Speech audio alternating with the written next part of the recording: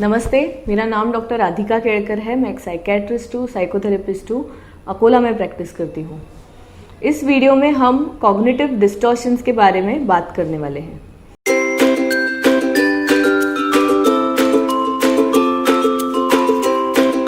Cognitive distortions यानी कि हमारे थिंकिंग में के जो एरर्स होते हैं यानी कि मिस्टेक्स होते हैं, जिसकी वजह से हमें जो सिचुएशन है वो हमें खराब नजर आती है या फिर अलग नजर आती है, थोड़ी बुरी नजर आती है। अगर ऐसी सोच हमारी है तो उसे हम कॉग्निटिव डिस्टॉर्शंस कहते हैं। स्टडीज के अनुसार कॉग्निटिव डिस्टॉर्शंस हमारी जो एंजाइटी है, डिप्रेशन है, इसके लिए जिम्मेदार हो सकते हैं। तो अगर हमारे थिंकिंग में ये डिस्टॉर्शंस है, ये एरर्स है, तो इनको पहचानना जरूरी है और उसके लिए ये क्या होते हैं ये समझना जरूरी है। तो इस वीडियो में हम उसी के बारे में बात करेंगे। पहला जो कॉग्निटिव डिस्टॉर्शन है जो हम डिस्कस करने वाले हैं वो है ऑल और नथिंग फिनोमिनन, यानी कि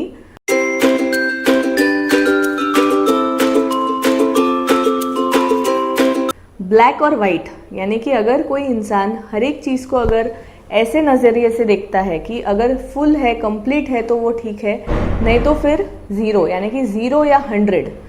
फॉर एग्जाम्पल, अगर ये प्रैक्टिकल लाइफ में हम इसके बारे में बात करें, अगर किसी का कोई परफॉर्मेंस है, स्टेज परफॉर्मेंस है, उसमें ज़्यादातर तो अच्छा हो गया, पर एक आध समझो एक मिस्टेक हो गई, तो अगर वो इंसान खुद से ये बात कर रहा है कि I am a complete loser, I am a failure, I am a loser, अगर ये स्टेटमेंट उसके मन में बार बार आता है वो एक मिस्टेक की वजह से, तो इसे हम कॉग्निटिव डिस्टॉर्शन कहते हैं, ऑल और नन फिनोमिनन, यानी कि ब्लैक और व्हाइट, यानी कि पूरी तरीके से अच्छा है या फिर पूरी तरीके से बुरा है। ये एक डिस्टॉर्शन है जिससे हमें डिस्कम्फर्ट हो सकता है, जिससे एंजाइटी बढ़ सकती है। Second is over generalisation.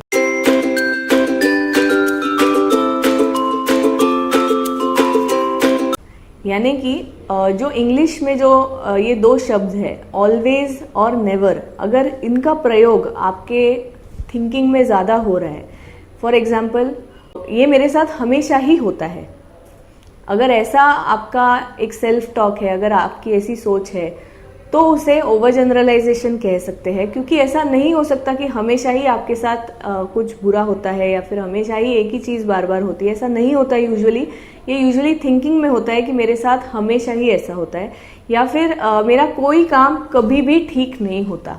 ऐसे जो सेंटेंसेस है, ऐसे जो थिंकिंग है जिसमें ऑलवेज या नेवर ये थॉट्स आते हैं, तो उसे हम ओवर जनरलाइजेशन कहते हैं। क्योंकि आप सिचुएशन को ओवर जनरलाइज कर रहे हैं, ऐसी सिचुएशन है नहीं एक्चुअली, पर आपके शब्दों के वजह से आप उनको ओवर जनरलाइज कर रहे हैं, उनको सिंप्लीफाई कर रहे हैं, और जो सिचुएशन है उसको आप ज़्यादा वर्स है, मतलब बहुत ही बुरी है, इस प्रकार से आप उसे देख रहे हैं। तो ये कॉग्निटिव डिस्टॉर्शन है। Third is selective abstraction.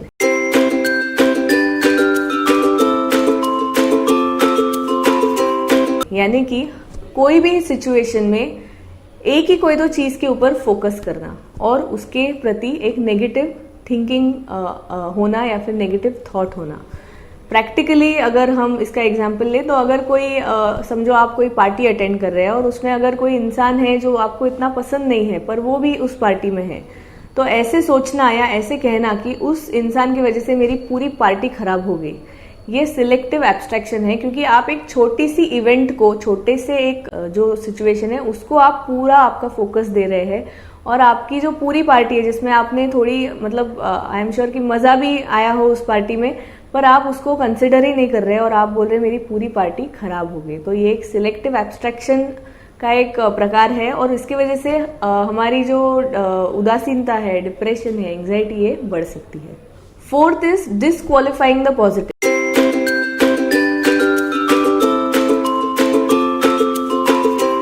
यानी कि इसका एक दूसरा नाम है मिनिमाइजेशन। यानी कि हमारी जो भी अचीवमेंट्स है, हमारे जो भी अच्छे क्वालिटीज है, उसको मिनिमाइज करना, उसका जो इम्पोर्टेंस है वो कम कर देना, कि या फिर ऐसे कहना कि ये तो लक के वजह से हो गया, ये तो ऐसे ही हो गया, ये तो हमेशा तो मैं नहीं कर पाता पर ये लकीली हो गया। ऐसे करके आप आपकी जो अचीवमेंट्स है उसको आप कम दिखाते हैं, आप खुद के भी मन में उनको कम सोचते हैं और जो भी अच्छा आप कर रहे हैं उसको आप मिनिमाइज कर देते हैं। तो ये एक प्रकार का कॉग्निटिव एरर है। अगर आपके साथ ये हो रहा है तो उसको आइडेंटिफाई करें और उसको रेक्टिफाई करें।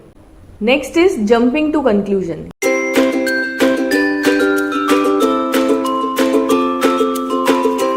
ये मेरे हिसाब से बहुत ही एक कॉमन एरर है, काफ़ी लोग इसका शिकार हो जाते हैं डेली लाइफ में। इसके दो मेन प्रकार है जिसमें आते हैं mind reading and Fortune telling. Mind reading यानी कि आप आगे वाला इंसान क्या सोच रहा है ये भी आप ही सोच लेते हैं।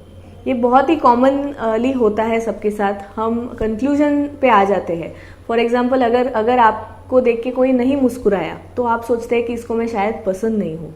तो यहाँ पे आपने आप वो सच मानते हैं, उस बात को आप सच मानते हैं। तो ये एक कॉग्निटिव एरर है। ऐसा बिल्कुल भी नहीं होगा रियलिटी में कि ऐसा कुछ है उसके मन में। शायद से ये जस्ट एक कोइंसिडेंस है कि वो नहीं मुस्कुराया, पर आपके एरर की वजह से आप सोचते हैं कि ये मुझे पसंद नहीं करता, आगे वाला इंसान मुझे पसंद नहीं करता। तो आप उसका भी माइंड रीड कर लेते हैं, जो कि गलत है। माइंड रीडिंग कर लेते हैं, आप कंक्लूजन्स पे जंप कर लेते हैं। दूसरा जो प्रकार है वो है फॉर्चून टेलिंग, यानी कि मैं तो इसका एक एग्जांपल हो सकता है कि I am going to fail, यानी कि मेरा सही नहीं होगा, मेरी एग्जाम तो अच्छी नहीं जाएगी। ये आप पहले से ही आप फॉर्चून मतलब आप एस्ट्रोलॉजर के हिसाब से आप बोल रहे हैं कि ऐसा ही होने वाला है। तो ये एक एरर है जो कि नहीं है, it is not the reality. और अगर इस एरर को आप कंसिडर करके आप आपका जीवन जिएंगे तो नेगेटिव चीज़ें ज़्यादा हो सकती है, आपकी एंग्जाइटी है, आपका डिप्रेशन ये बढ़ सकता है। तो जंपिंग टू कंक्लूजन ये एक बहुत ही कॉमन कॉग्निटिव एरर है जो सबके लाइफ में कभी ना कभी होता है, पर इसको मिनिमाइज करना हमारा काम है। नंबर 6 इज मैग्निफिकेशन, यानी कि हमारे जो गलतियां है उसको मैग्नीफाई करना या फिर उनको बहुत ज़्यादा इंपॉर्टेंस देना। यानी कि अगर छोटी गलती है तो ऐसे कहना कि अरे मेरे से तो बहुत बड़ी गलती हो गई। इससे होता क्या है कि आपका मूड खराब हो जाता है, आपके आगे के जो भी प्लान्स है वो बिगड़ जाते हैं अगर आपका मूड ऐसा रहता है तो इसे हम मैग्निफिकेशन कहते हैं। और उसका ही ऑपोजिट है मिनिमाइजेशन, जो हमने पहले डिस्कस किया, जिसमें आप आपके जो पॉजिटिव पॉइंट्स है उनको मिनिमाइज कर लेते हैं। तो ये भी एक कॉग्निटिव एरर है। नेक्स्ट इज इमोशनल रीजनिंग, यानी कि हमारे इमोशंस को बहुत ज़्यादा इंपॉर्टेंस देना। हमारे इमोशंस हमारे ब्रेन से निकलते हैं, जो मिड ब्रेन है, जो हमारा इमोशनल ब्रेन है, वहाँ से इमोशंस निकलते हैं। और अगर कोई इमोशंस आप पे बहुत हावी है तो उसका आप कनेक्शन बाकी के लोगों के साथ ना रखे, ये नॉर्मल बात है। अगर गुस्सा महसूस कर रहे हैं तो और उसका अगर आप ब्लेम आगे वाले के ऊपर दे रहे हैं कि आपके हिसाब से आपकी वजह से मैं गुस्सा हो रहा हूँ, और ये अगर ज़्यादा प्रमाण में हो रहा है तो इसे हम इमोशनल रीजनिंग कहते हैं, जिसमें आप इमोशंस को अपने बहुत ज़्यादा इंपॉर्टेंस दे रहे हैं। तो ये भी एक एरर है, ये एक कॉग्निटिव एरर है।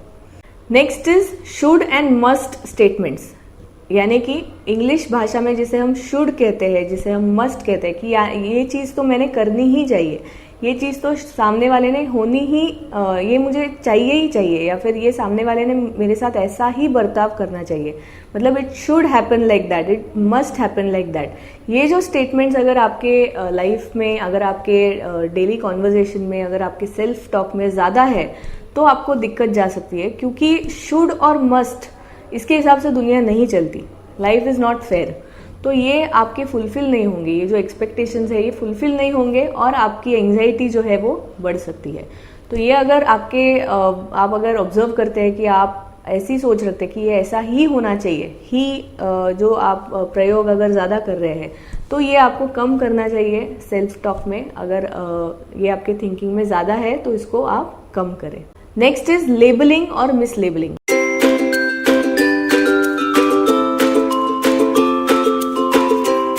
ये एक जो हमने पहले डिस्कस किया, जनरलाइज जो हम करते हैं चीज़ों को, इसका ही एक बड़ा भाई है।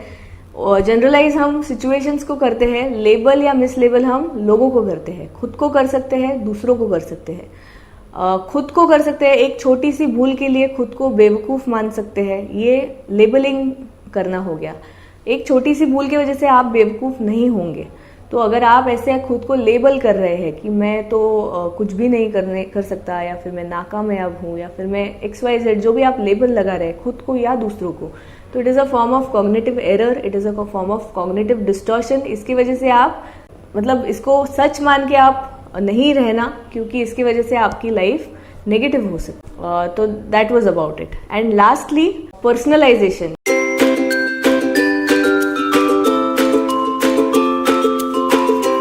ये भी एक बहुत ही इम्पोर्टेंट कॉग्निटिव एरर है जो कि बहुत लोगों के साथ होता है। इसका कनेक्शन गिल्ट के साथ है, यानी कि पश्चाताप के साथ है। पर्सनलाइजेशन में ऐसे होता है कि कोई भी नेगेटिव इवेंट की जो जिम्मेदारी है ये इंसान खुद के ऊपर ले लेता है। अगर फॉर एग्जांपल अगर टीम गेम है, क्रिकेट का गेम है, अगर 11 की टीम है और अगर टीम हार जाती है तो पूरा ब्लेम खुद के ऊपर ले लेना कि मैंने परफॉर्म नहीं किया इसीलिए हम हार गए, ये हो गया पर्सनलाइजेशन। तो ये काफ़ी सारी सिचुएशंस में होता है, काफ़ी सारी मदर्स के साथ ये एक्सपीरियंस हम करते हैं हमारे पेशेंट्स के साथ, कि अगर घर में कोई प्रॉब्लम होती है या फिर बच्चों के साथ कोई प्रॉब्लम होती है तो काफ़ी मदर्स खुद के ऊपर वो ब्लेम ले लेते हैं, पर्सनलाइज कर लेते हैं उसको कि मैंने ठीक से काम नहीं किया या फिर मैंने ठीक से ध्यान नहीं दिया, इसके लिए ये प्रॉब्लम हुई। तो दिस इज़ नॉट ट्रू, ये सच्चाई नहीं है, ये एक प्रकार का एक कॉग्निटिव एरर है, कॉग्निटिव डिस्टॉर्शन है। तो इसको आप सच मान के आपकी ज़िंदगी नहीं जीना। तो ये कुछ एग्जाम्पल्स थे कॉग्निटिव डिस्टॉर्शंस के। हमारे व्यूअर्स ने हमको रिक्वेस्ट की थी कि इस बारे में आप वीडियो बनाइए, इसीलिए मैंने ये वीडियो बनाया है। मैं उम्मीद करती हूँ कि ये आपको पसंद आया है और thank you for watching the video. इस चैनल पे आपको ऐसी वीडियोज़ और भी मिलते रहेंगे। तो तब तक के लिए धन्यवाद। Thank you.